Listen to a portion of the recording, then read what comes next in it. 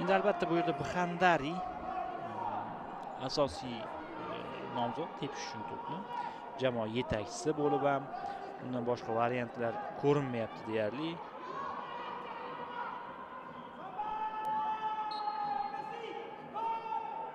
Biz esa kutamiz, ruxsat bor. Zarba yo'llandi darvoza tomon va 3-gol. Chiroyli gol urilyapti standart vaziyatdan. Ha, zarba kuchsiz, lekin gol. Bxandari dubl muallifiga aylandi.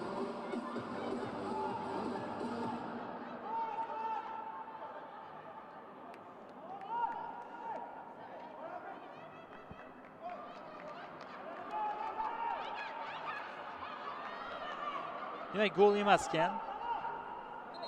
Inobatga olinmadi.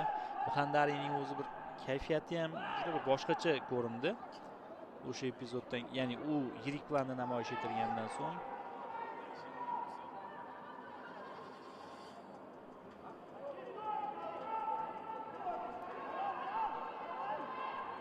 jonli devordagi